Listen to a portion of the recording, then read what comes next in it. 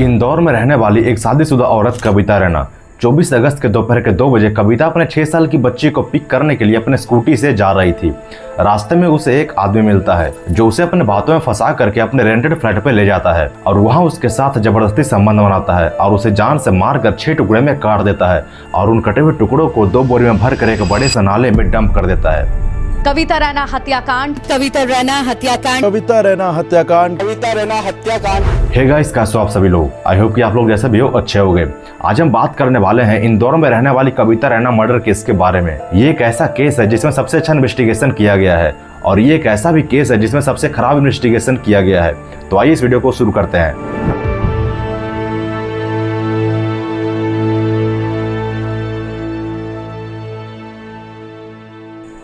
इंदौर एक ऐसा शहर जिसे मिनी मुंबई भी कहा जाता है। इसी इंदौर के मित्र बंधु नगर में संजय रैना अपने पूरे परिवार के साथ रहते थे। संजय रैना इंदौर के एक फार्मास्यूटिकल कंपनी में एरिया सेल्स मैनेजर का काम करते थे। संजय रैना के परिवार में 5 लोग थे। संजय रैना, उनकी वाइफ, उनके 2 बच्चे यशवी और ध्रुव और उनकी माँ, ये सभी लोग एक ही साथ रहते थे। 24 अगस्त के दोपहर के 2 बजे कविता रैना अपने 6 साल की बच्ची यशवी को पिक करने के लिए स्कूल बस स्टैंड जा रही थी। बीच रास्ते में कविता को याद आता है कि उसने कुछ दिन पहले ही एक लोकल टेलर को अपने सूट सिलने के लिए दी है। कविता सोचती है कि पहले मैं सूट को ले आती हूँ, फिर यशवी को पिक कर लूंगी और कविता टेलर की दुकान चली जाती है। कुछ देर बाद स्कूल बस आती है जिससे कविता के बेटी के साथ साथ उस एरिया के और भी बच्चे उतरते हैं। सभी बच्चे अपने पेरेंट्स के साथ अपने घर जा रहे थे, लेकिन कविता की बेटी यशवी वहीं खड़ी थी क्योंकि कविता अभी तक नहीं पहुंची थी। कविता की पड़ोस में रहने वाली एक जया नाम की औरत देखती है कि यशवी अकेले बस स्टॉप पे खड़ी है। जया भी अपने बच्चे को पिक करने के लिए बस स्टॉप पे आई हुई थी, तो जया यशवी को भी पिक करके उसे अपने घर पे छोड़ देती है। यशवी की दादी यानी संजय रैना की माँ पूछती है कि तुम्हारी माँ कहाँ है।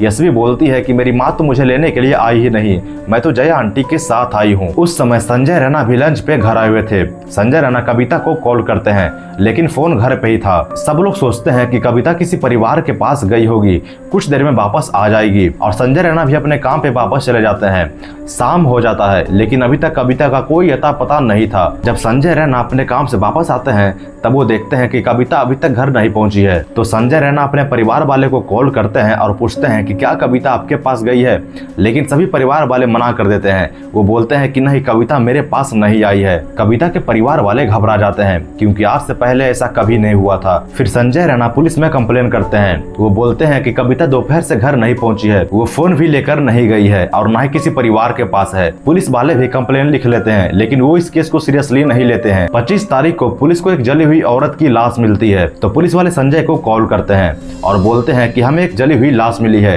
कहीं ये बॉडी आपकी पत्नी की तो नहीं है, आप एक बार आकर चेक कर लीजिए। संजय रैना बॉडी को देखने के लिए हॉस्पिटल जाते हैं। बॉडी पूरी तरह से जल चुकी थी, बॉडी पहचान में भी नहीं आ रही थी, लेकिन हाथ पे एक टैटू बना हुआ था और कविता रैना के भी हाथ पे एक ओम का टैटू बना हुआ था। उस जले हुए टैटू को देख करके संजय रैना बोलते हैं कि ये कविता का ही लाश है। सभी लोग रोना स्टार्ट कर देते हैं। फिर संजय रैना अपने फोन में देखते हैं कि कविता का जो टैटू है वो लेफ्ट हैंड पे है, लेकिन इस जले हुए बॉडी का टैटू राइट हैंड पे है। ये देख कर सभी लोगों के जान में जान आती है। सभी लोग अपने घर चले आते हैं। संजय रैना बहुत सारे पोस्टर छपवाते हैं जिसमें लिखा हुआ था कि जो भी इस औरत को ढूंढेगा उसे 25,000 रुपए इनाम मिलेंगे और उसमें कविता का एक फोटो भी था और उस पोस्टर को पूरे शहर में फैला देते हैं, लेकिन उससे भी कुछ पता नहीं चलता है। कविता को लापता हुए 2 दिन हो चुका था और अपडेट आता है 26 अगस्त 2015 की। सभी लोग कविता के तलाश में लगे हुए थे। उसी दिन जहाँ कविता रहती थी, मित्र बंधु नगर से 7 किलोमीटर दूर इमली चौराहे के पास एक बड़े से नाले में 2 बोरी तैर रही थी जिससे बहुत गंदी बदबू आ रही थी। यह बदबू इतनी गंदी थी कि लोग उस बोरी को उस नाले से निकालने पे मजबूर हो चुके थे। दोनों बोरी को नाले से निकाला जाता है और जब लोग बोरी को खोलते हैं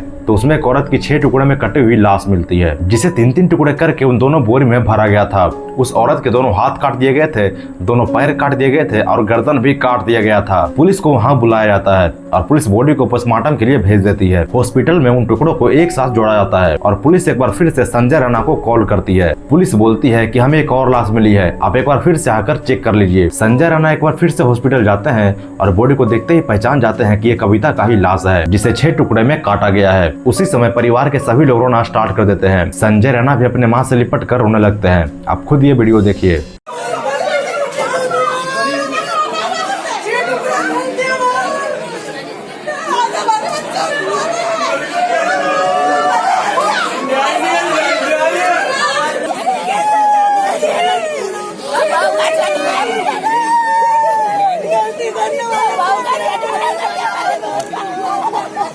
इस वीडियो को देख करके हम लोगों के भी आंखों में आंसू आ जाती है। पोस्टमार्टम में ये पता चलता है कि कविता के साथ पहले रेप किया गया था, फिर उसे 6 टुकड़े में काट कर नाले में फेंका गया था। पुलिस अभी भी इस केस को सीरियस नहीं ले रही थी, लेकिन इंदौर के सभी लोगों का नजर इस केस पे आ चुका था। जब कविता का अंतिम यात्रा हो रहा था तब सभी लोग कविता के अर्थी को रोड पर रख कर धरना देने लगते हैं। जब पुलिस वाले बोलते हैं कि हम कविता के कातिल को जल्द से जल्द पकड़ लेंगे, तभी लोग अर्थी को अंतिम संस्कार के लिए ले जाते हैं और उसी वक्त पुलिस इस केस को लेकर सीरियस होती है। पुलिस को कविता के पति और सास पे ही शक हो जाता है। पुलिस इन दोनों को 24-24 घंटे थाने में बुला करके पूछताछ करती थी और ये खबर मीडिया में भी फैल जाती है कि कविता के मौत के पीछे किसी और का नहीं बल्कि उसके परिवार वाले का ही हाथ है। और इंदौर के लोगों को भी यही लगने लगा था, लेकिन पुलिस को इनके खिलाफ कोई क्लू नहीं मिल रही थी और इन सभी बातों से कविता के परिवार वाले गुस्सा हो जाते हैं। संजय रैना अपने दोनों बच्चे को लेकर के डीआईजी ऑफिस पहुंचते हैं और बोलते हैं कि एक तो आप लोग कविता के कातिल को नहीं ढूंढ पा रहे हैं और उल्टा हम ही लोग पे शक कर रहे हैं। संजय रैना बोलते हैं कि आप लोग कुछ भी कीजिए लेकिन कविता के कातिल को ढूंढिए। इंदौर के सभी लोग पुलिस पे गुस्सा हो जाते हैं। पुलिस को भी अपने गलती का एहसास होता है। पुलिस इस केस के पीछे 4 टीम बनाती है और केस का इन्वेस्टिगेशन स्टार्ट होता है। जहां कविता की लाश मिली थी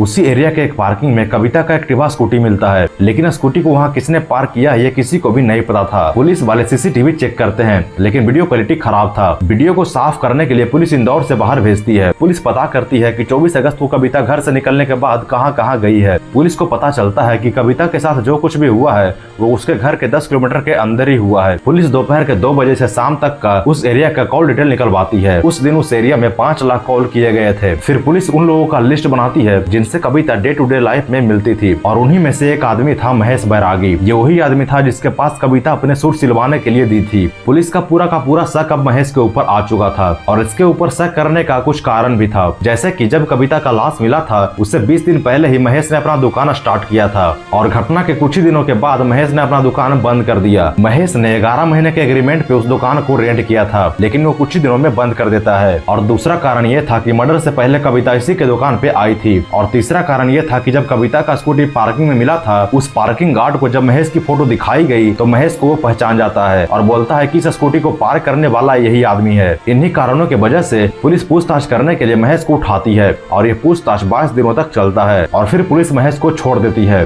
क्योंकि महेश के खिलाफ कोई सबूत नहीं मिला था। फिर से पुलिस अपना काम स्टार्ट करती है और कुछ दिन के बाद पुलिस अचानक से महेश को उठा लेती है और प्रेस कॉन्फ्रेंस बुलाती है। पुलिस बोलती है कि कविता का कातिल पकड़ा गया, इसी महेश ने कविता का खून किया है। पुलिस बोलती है कि महेश बहुत बार कविता को आते जाते देखता था, जिससे महेश कविता को पसंद करने लगा था और इसी के कारण महेश अपना दुकान वहाँ खोलता है जहाँ से कविता रोज गुजरती थी। और एक दिन कविता अपना सूट सिलवाने के लिए महेश की दुकान पे चली आती है। जब कविता अपने सूट को वापस लेने के लिए आती है तो महेश बोलता है कि तुम्हारा सूट यहाँ नहीं है, मैंने उसे कहीं और सिलने के लिए भेजा है, तुम मेरे साथ चलो, मैं तुम्हें वो सूट दे दूंगा। कविता महेश के साथ जाने लगती है। महेश कविता को एक रूम में ले जाता है जहाँ वो कविता के साथ रेप करता है, फिर उसे जान से मारकर 6 टुकड़ों में काट देता है और उन टुकड़ों को 2 बोरी में भरकर एक बड़े से नाले में फेंक देता है। पुलिस ये कहानी मीडिया को सुना रही थी। कविता के घर वाले भी खुश थे कि फाइनली कविता का कातिल मिल गया, लेकिन उसी बीच महेश अपने मुंह से काले कपड़े को हटाता है और बोलता है कि ये खून मैंने नहीं किया है, पुलिस मुझे फंसा रही है। लेकिन पुलिस उसका मुंह बंद करती है और वहां से ले जाती है। फिर पुलिस चार्जशीट तैयार करती है